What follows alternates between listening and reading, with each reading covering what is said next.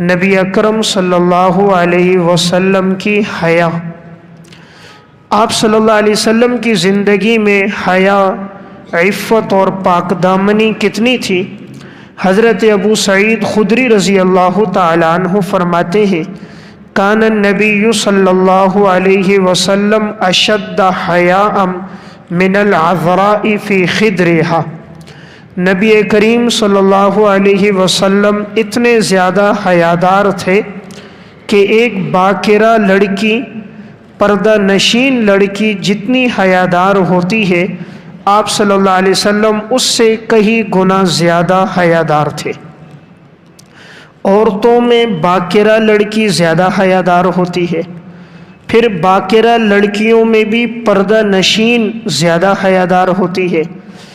تو ابو سعید خدری نے لفظ اشد استعمال کیا، یہ اس میں تفضیل کا صیغہ ہے، معنی بہت زیادہ، یعنی باکرہ لڑکیوں میں اور پردہ نشین لڑکیوں میں جس قدر حیا ہوتی ہے، نبی اکرم صلی اللہ علیہ وسلم کی زندگی میں اس سے زیادہ حیا تھی۔ حیا اللہ کی طرف سے ایک بہت بڑا وصف ہے۔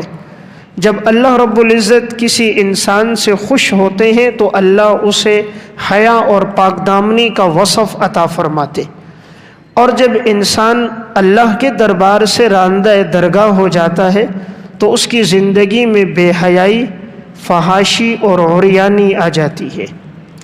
آپ صلی اللہ علیہ وسلم ایک انصاری کے پاس سے گزرے، آپ نے دیکھا وہ انصاری شخص اپنے بھائی کو نصیحت کر رہا تھا، اور نصیحت کرتے ہوئے اس نے کہا فَإِنَّ الْحَيَاءَ مِنَ الْإِيمَانِ، کہ حیا ایمان کا حصہ ہے۔ تو وہ انصاری شخص اپنے بھائی کو وصیت کر رہا تھا، تو آپ نے فرمایا دعہ، چھوڑ دو اس کو، اور اس کو بتلا دو کہ فَإِنَّ الْحَيَاءَ مِنَ الْإِيمَانِ، ایمان کا حصہ حیا ہے، یعنی گویا جس میں حیا ہے اس میں ایمان ہے، اور جس میں حیا نہیں ہے گویا اس میں ایمان نہیں ہے۔ نبی اکرم صلی اللہ علیہ وسلم نے فرمایا ان مما ادرک الناس من کلام النبوۃ، نبوت کے کلام میں سے اذا لم تستحی فاصنع ما شئت، جب تمہارے اندر حیا نہ رہے تو جو چاہو کرو، یعنی جب تک حیا ہوگی تو یہ تمہیں ہر گناہ سے روکے گی، اور اگر تمہاری زندگی میں حیا نہیں ہے پھر تمہاری مرضی ہے، جو تم نے کرنا ہے سو کر لو۔ نبی اکرم صلی اللہ علیہ وسلم نے فرمایا الحیاء من الایمان والایمان فی الجنہ، حیا ایمان کا حصہ ہے، اور یہ ایمان کا حصہ انسان کو جنت میں داخل کر دے گا۔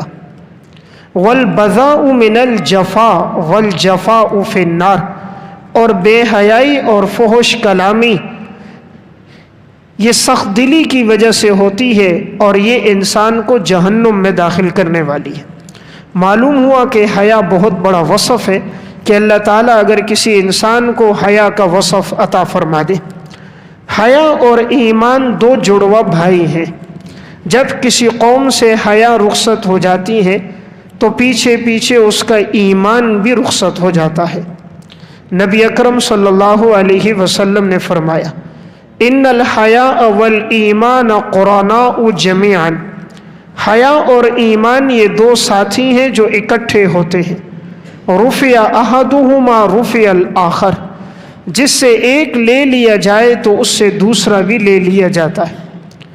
اور عبداللہ ابن عباس کی روایت میں ہے فَإِذَا صُلِبَ أَحَدُهُمَا تَبِعَهُ الْآخَرُ، جس سے ایک سلب کر دیا جائے تو اس سے دوسرا بھی سلب کر دیا جاتا ہے۔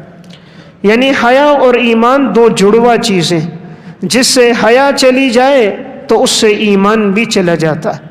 تو اس سے معلوم ہوتا ہے کہ حیا بہت بڑا وصف ہے۔ نبی اکرم صلی اللہ علیہ وسلم نے فرمایا والحیاء شعبۃ من الایمان، تنوین برائے تعظیم ہے، ایمان کا بہت بڑا حصہ حیا ہے۔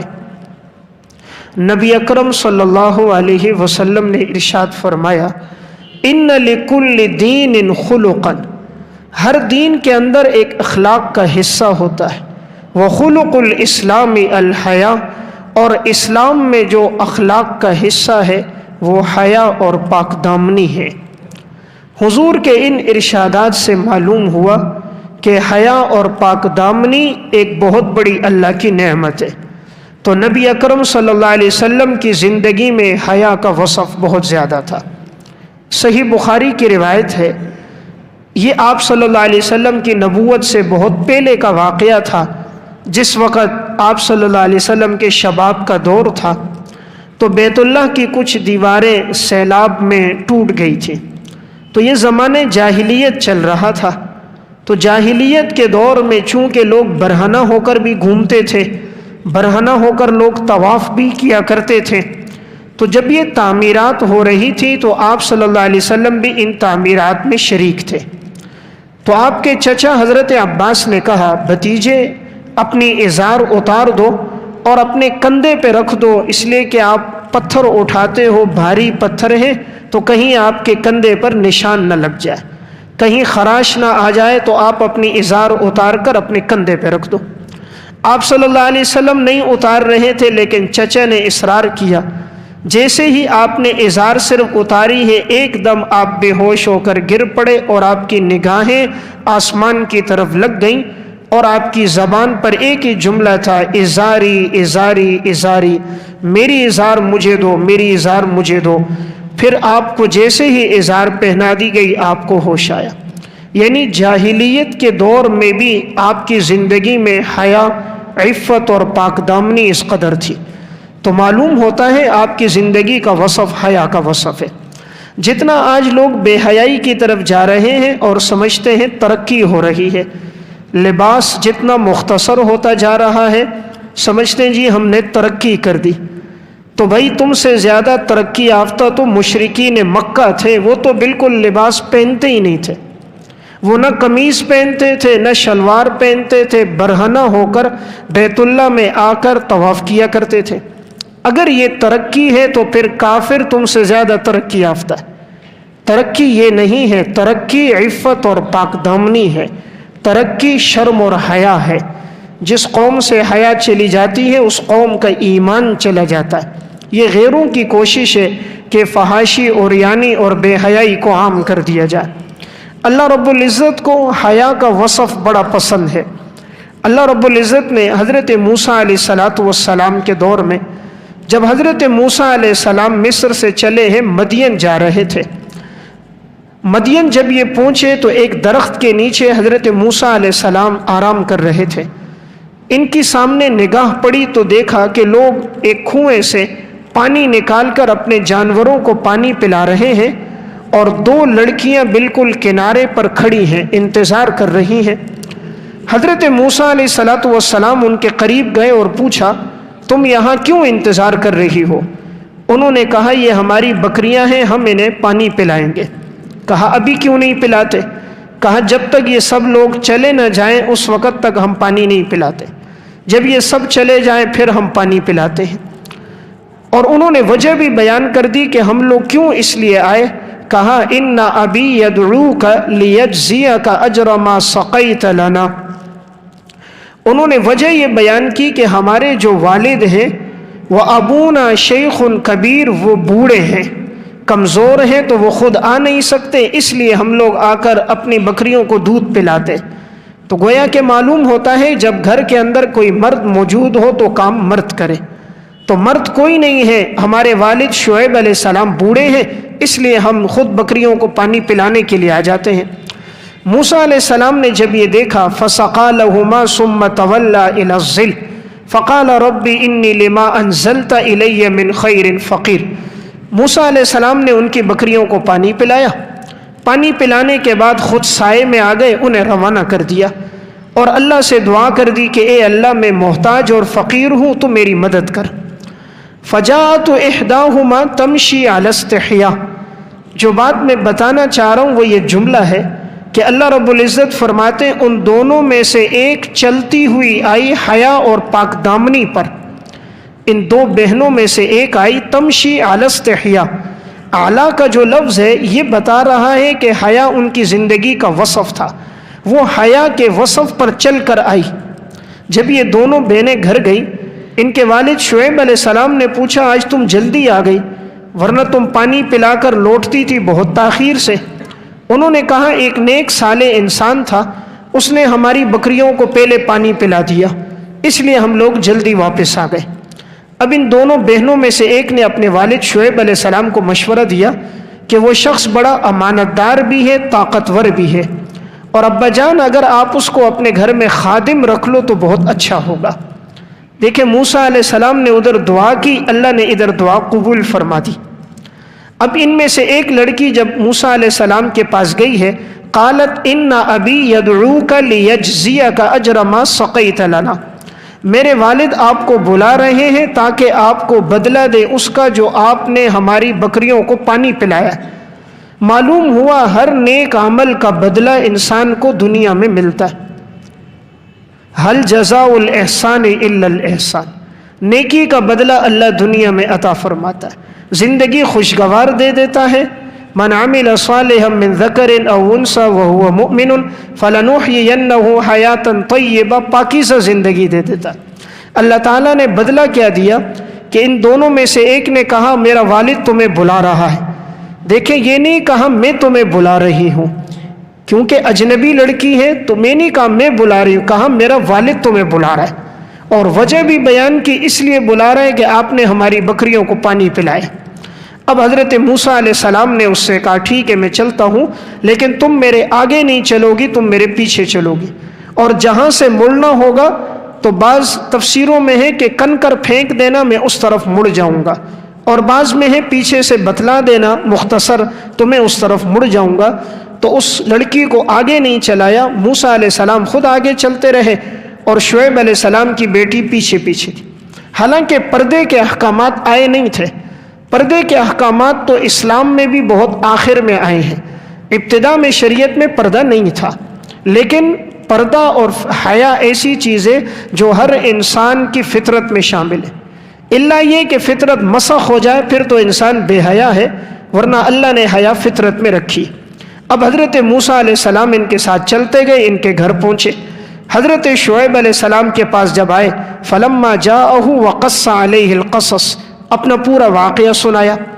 شعیب علیہ السلام نے فرمایا لا تخف نجوت من القوم الظالمین، ڈرو مت، اللہ نے تمہیں ظالم قوم سے نجات دے دی۔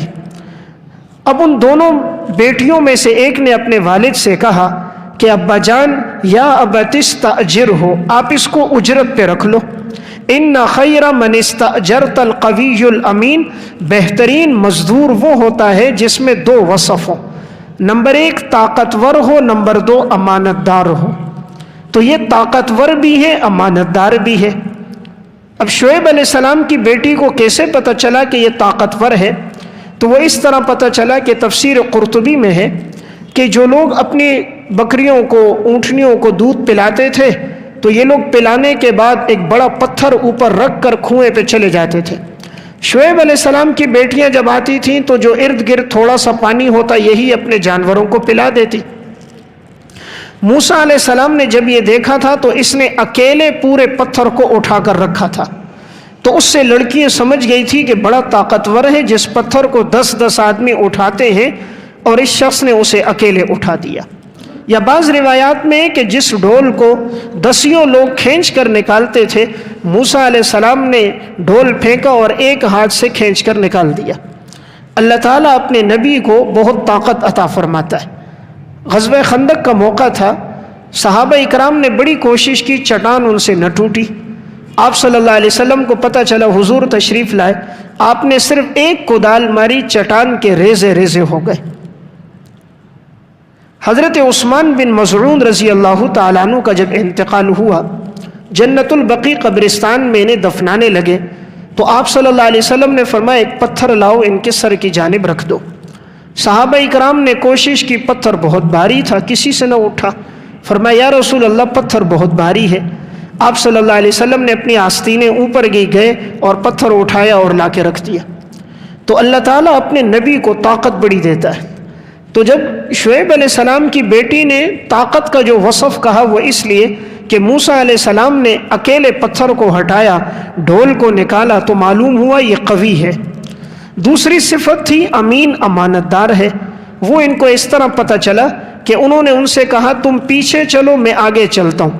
تو شعیب علیہ السلام کی بیٹی سمجھ گئی یہ بڑا امانت دار ہے، ورنہ تو ہونا یہ چاہیے میں آگے چلتا اور یہ پیچھے، لیکن انہوں نے مجھ سے ضرورت سے زائد کوئی بات نہیں کہ مجھے پیچھے چلایا، تو یہ امانت دار انسان ہے. معلوم ہوتا ہے مزدور وہ ہوگا جس میں دو وصف ہو. نمبر 1 مزدور اس کام کرنے کی طاقت رکھتا ہو، نمبر 2 امانت دار ہو. ہمارے ہاں دیکھا جاتا ہے ڈگریوں کو، کس کے پاس کاغذ کے ٹکڑے زیادہ ہیں، تو کاغذ کے ٹکڑے تو زیادہ ہوتے ہیں لیکن امانت نہیں ہوتی، اس لیے سب سے زیادہ کرپشن وہی کرتا ہے. کاغذ کے ٹکڑے نہ ہو لیکن دل کے اندر امانت داری ہو، خدا کا ڈر ہو کہ میرا رب مجھے دیکھ رہا ہے، تو وہ معاشرے کو، سوسائٹی کو نقصان نہیں دیتا. اور جس کے پاس کاغذ کے ٹکڑے تو موجود ہیں، دل میں خوف خدا نہیں ہے، وہ معاشرے کے لیے ایک ناسور ہوتا ہے، اور وہ لوگوں سے حرام کا مال اکٹھا کر کے لوگوں کو تکلیف اور اذیت میں ڈال دیتا ہے. حضرت شعیب علیہ السلام نے جب یہ بات سنی تو خوش ہوئے. موسیٰ علیہ السلام سے کہا میں تمہیں اجرت پہ رکھتا ہوں. انہوں نے فرمایا ٹھیک ہے، اور پھر یہ بھی فرمایا کہ یہ میری 2 بیٹیاں ہیں. قال انی ارید ان انکحک احدی ابنتی ہاتین علی ان تأجرنی 8 حجج. میری 2 بیٹیاں ہیں، ان میں سے میں ایک کا نکاح آپ سے کرتا ہوں. اور اب دیکھیں شعیب علیہ السلام نے خود کہا میں اپنی بیٹی کا نکاح آپ سے کرتا ہوں. معلوم ہوا اگر نیک صالح لڑکا ہو تو لڑکی والے خود بھی رشتہ اسے دے سکتے ہیں اگرچہ اس نے مطالبہ نہ کیا ہو. حضرت عمر رضی اللہ تعالیٰ عنہ کی بیٹی ہیں حضرت حفصہ رضی اللہ تعالیٰ عنہ. جب ان کے شوہر کا انتقال ہوا تھا تو حضرت عمر نے خود حضرت ابو بکر سے، حضرت عثمان سے کہا تھا کہ میری بیٹی بیوہ ہیں، اگر تم نکاح کرنا چاہو تو میں اپنی بیٹی کا تمہارے ساتھ نکاح کراتا ہوں. حضرت ابو بکر صدیق نے کوئی جواب نہیں دیا تھا، فرمایا تھا ٹھیک ہے میں سوچتا ہوں، اس لیے کہ آپ صلی اللہ علیہ وسلم کا ارادہ تھا. تو پھر آپ صلی اللہ علیہ وسلم نے حضرت حفصہ سے نکاح کیا. تو دیکھیں حضرت عمر نے خود اپنی بیٹی کے رشتے کا نکاح حضرت ابو بکر سے بھی کہا، حضرت عثمان سے بھی کہا. معلوم ہوا اگر نیک رشتہ ہو تو انسان کو خود بھی کہنا پڑے تو شرعاً کوئی حرج نہیں. یہ بھی معلوم ہوا کہ دولت کو نہ دیکھا جائے، پیسے کو نہ دیکھا جائے، امانت داری اور دیانت داری اور دینداری کو دیکھا جائے. شعیب علیہ السلام نے صرف موسیٰ علیہ السلام میں کیا دیکھی ہے؟ دیانت داری. موسیٰ علیہ السلام جب مدین آئے ان کی کوئی جائیداد نہیں تھی، کوئی کوٹھی، کوئی بنگلہ، کوئی مرسیڈیز گاڑی، اور بینکوں کے اندر لاکھوں روپے کی جائیداد کچھ بھی نہیں تھی. دل کے اندر ایمان موجود تھا. اس لیے جس رشتے کی بنیاد ایمان اور تقوی پر ہوتی ہے وہ ہمیشہ باقی رہتا ہے. جس رشتے کی بنیاد مال و دولت پہ ہوتی ہے وہ عارضی ہوتا ہے، وہ چند دن چند مہینے ہوتا ہے، اس کے بعد نتیجہ اس کا طلاق پہ نکلتا ہے. تو بہرحال واقعہ سنانے کا مقصد حضرت شعیب علیہ السلام کی بیٹی کی زندگی میں حیا، کہ اللہ کو یہ وصف اتنا پسند آیا کہ اللہ نے قرآن میں ذکر کر دیا کہ شعیب علیہ السلام کی بیٹی میں حیا تھی.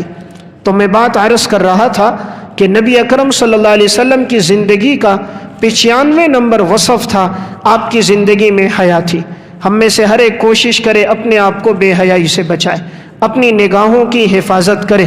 جو نگاہیں ساری رات غیر محرم کو دیکھتی ہیں، انٹرنیٹ، فیس بک اور فحش پروگرامات دیکھتے ہوئے جن کی راتیں گزر جاتی ہیں، اللہ انہیں قرآن کریم کی تلاوت کی توفیق نہیں دیتا.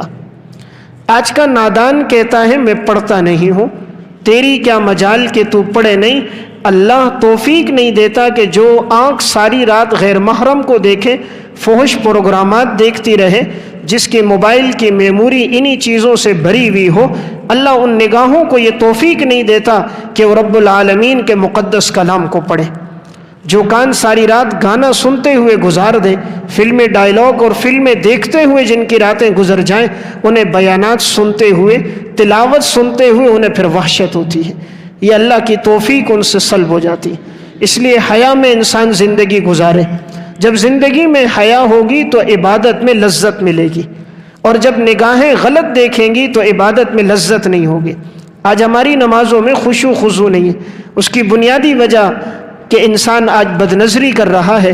جب بد نظری ہوگی تو اللہ تعالیٰ نماز سے خشوع و خضوع ختم کر دے گا. جب بد نظری ہوگی اور غیر محرم سے تعلق ہوگا، اپنی بیوی کے دل میں اس کے لیے محبت نہیں ہوگی، نہ بیوی کے دل میں اس کے لیے محبت ہوگی، نہ اس کے دل میں بیوی کے لیے محبت ہوگی، گھر کا سکون ختم ہو جائے گا. تو جنہوں نے غیروں کے ساتھ تعلق رکھے ہوتے ہیں، غیر محرم کے ساتھ دوستیاں، ان کی زندگیوں میں کبھی سکون نہیں ہوتا. اور یہ لو میرج، یہ جو آج معاشرے کا ایک ناسور بنا ہے، کبھی بھی دیکھ لیں یہ پختہ نہیں ہوتا. چند مہینوں کی بات ہوتی ہے، چند مہینے گزرتے ہیں، اس کے بعد طلاقیں ہو جاتی ہیں. جس کام کی بنیاد رب کی نافرمانی پر ہو اس میں سکون نہیں ہوتا. جس کام کا آغاز اللہ رسول کے احکامات کے تولنے پر ہو اس میں اطمینان اور لذت اور راحت نہیں ملتی. اس لیے اس طرح کے جو بھی رشتے ہوئے ہیں کہ غیر محرم کے ساتھ 6 7 مہینے گفتگو چلتی رہی، ناجائز تعلقات ہوئے، جب شادیاں ہو جاتی ہیں تو محبت کی ساری باتیں تو ختم ہو جاتی، اب تو کچھ باقی نہیں بچتا سوائے نفرت کے.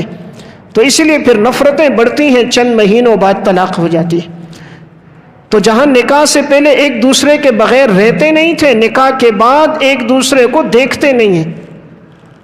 پہلے کہتے تھے ہم رہتے نہیں، اور پھر نوبت آتی ہے ایک دوسرے کو دیکھتے نہیں. اس کی بنیادی وجہ یہ بنتی ہے کہ جب شریعت کا انسان حکم توڑ دیتا ہے. اس لیے معاشرے میں دیکھ لیا جائے، جہاں بھی کوئی ایسی بات نظر آئے گی، سکون ختم نظر آئے گا، وہاں بنیادی وجہ اللہ کے حکم کا توڑنا پایا جائے گا. اگر کوئی چاہے گھر والی کے دل میں محبت ہو، دل تو اللہ کے قبضے میں نا. تو جب انسان نظر کی حفاظت کرتا ہے، اللہ بیوی بچوں کے ماتحتوں کے دلوں میں محبت ڈال دیتا ہے. اور جب نظر کی حفاظت نہیں ہوتی تو ماتحتوں کے دلوں میں اس کے لیے محبت باقی نہیں ہوتی، اور برے کام کا تو برا انجام ہوتا ہے. ڈاکٹر عبدالغنی فاروق مکافات عمل میں ایک واقعہ لکھتے کہ ایک خاتون تھی، بڑی نیک صالحہ تھی، اور وہ بچوں کو اپنے گھر میں قرآن پڑھایا کرتی تھی، حافظہ تھی. تو اس کا ایک بچہ تھا، ایک دن وہ باہر نکلا تو ایک نوجوان تیزی میں موٹر سائیکل چلاتا ہوا آیا اور اس نے جو بچے کو مارا تو بچہ نیچے گرا اور اس کی ناک کی ہڈی ٹوٹ گئی. ماں کو پتہ چلا، اسپتال لے کر گئیں، اور اس کے بعد اب وہ تھانے لے کر گئیں ان کے خلاف FIR درج کرانے کے لیے. تھانے والوں نے دیکھا کہ اس کے بڑے تعلقات تھے، پیسے اور دولت والا تھا، تو انہوں نے کہا کہ بھئی ہم اس کے خلاف FIR نہیں درج کرا سکتے. عورت کو واپس بھیج دیا. وہ اس کے والد کے ہاں گئی، اسے شکایت کی، والد نے بھی ٹال دیے، کوئی بات نہیں، ایکسیڈنٹ تو ہوتے ہی رہتے ہیں، چلو اچھا ہے ناک ٹوٹی ہے. اس نے تو کہا اس سے زیادہ بہتر تھا کہ تمہارے بیٹے کے ہاتھ پاؤں توڑ دیتا، لیکن چلو ناک توڑی ہے، آئندہ اس سے بڑا حادثہ کرے گا. بجائے تسلی دینے کے اس نے بھی یہ جملے کہے. اس ماں نے آگے سے کچھ نہ کہا، اپنے بیٹے کو لے کر گھر آ گئی. اب جن پولیس والوں نے یہ مقدمہ درج نہیں کیا تھا، اس لڑکے کا ایک لڑکی کے ساتھ ناجائز تعلق چل رہا تھا، فون پہ باتیں ہوتی رہتی تھیں. ایک دن اس نے اس سے کہا کہ تم مجھے ملنے کے لیے رات کے فلاں وقت آ جاؤ. اب رات کا وقت طے ہوا، رات کے اندھیرے میں یہ ان کے گھر جا رہا تھا. دروازہ بند تھا تو یہ چھت کے اوپر چڑھا نیچے چھلانگ لگانے کے لیے، تو اتنے میں گھر کا کوئی فرد جاگ گیا. اس کی جو نگاہ پڑی تو اس نے سمجھا چور چوری کرنے آیا ہے. اس نے زور سے شور مچایا کہ چور چور. اس نے جو سنا تو یہ اوپر سے نیچے اس نے چھلانگ ماری، بھاگنے لگا. اتفاق سے قریب میں کوئی پولیس والے گھوم رہے تھے، تو انہوں نے جو آواز سن لی، چور چور کی ایک آواز آئی اور یہ بھاگ رہا تھا، تو انہوں نے اس کو آواز دی رکو. یہ نہ رکا تو پولیس والے نے پیچھے سے فائرنگ کی، تو یہ فائرنگ گولیاں لگی تو یہ اسی جگہ گر کے مر گیا جس جگہ اس نے اس عورت کے بیٹے کو ٹکر ماری تھی. جس جگہ ماری تھی وہیں گرا اور وہیں اس کا انتقال ہو گیا، اور اسی پولیس والوں کے ہاتھ سے مر گیا جو اس کے لیے FIR درج نہیں کر رہے تھے. جو FIR درج نہیں کر رہے تھے انہی کے ہاتھوں سے مرا، اسی جگہ مرا جس جگہ اس نے اس عورت کے بیٹے کو ٹکر ماری تھی. اور دیکھیں غلط کام کا غلط انجام، کہ ناجائز تعلق رکھنے کے لیے جا رہا تھا، کتنی بدنامی ہو گئی، پورے علاقے میں رسوا ہو گیا. تو وَمَن يَعْمَلْ سُوءًا يُجْزَ بِهِ، برے عمل کا بدلہ برا ہوتا ہے اور ہر برے عمل کی سزا ملتی ہے. تو اللہ تعالیٰ نے دنیا میں سزا دی، باپ بھی رسوا ہو گیا. جو باپ فخر کر رہا تھا کہ میرے بیٹے نے بہت اچھا کارنامہ کیا ہے، آج وہ باپ نگاہ اٹھا کر معاشرے میں چل نہیں سکتا تھا، اس کی عزت اور حیا باقی نہ رہی کہ اس کا بیٹا وہ تھا جو غیروں کے گھر میں رات کے وقت جایا کرتا تھا۔ عزت بھی ختم ہو گئی، بیٹے کی زندگی سے بھی ہاتھ دھونا پڑ گیا۔ پیچھے بنیاد ہمیں کیا نظر آتی ہے؟ ناجائز تعلق، غیر محرم کے ساتھ تعلق تھا تو رسوا ہو گیا۔ یہ بات دل کی تختی پہ لکھ دیں، گناہ انسان کو ضرور ذلیل کرتا ہے، گناہ انسان کو ذلیل رسوا کرتا ہے۔ آج نہ دن کل کا دن، پرسوں کا دن، ایک دن آئے گا انسان معاشرے میں رسوا ہو جائے گا۔ 7 پردوں میں چھپ کر گناہ کرو تب بھی یہ چھپے گا نہیں۔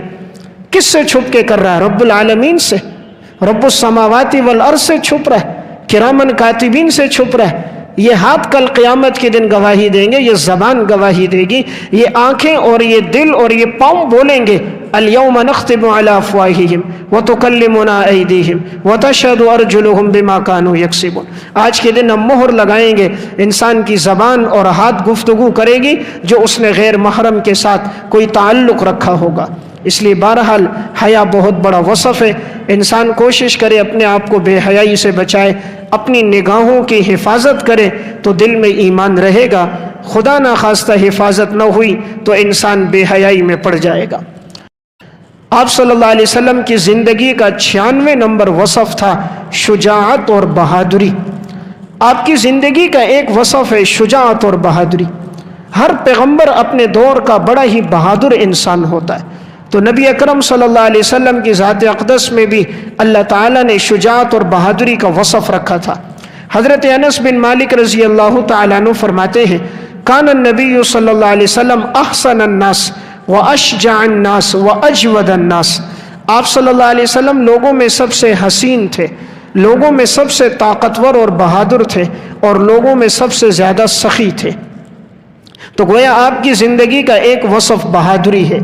صحیح بخاری کی روایت ہے، مدینہ کے اندر یہ خبر پھیل گئی کہ دشمن نے حملہ کر دیا۔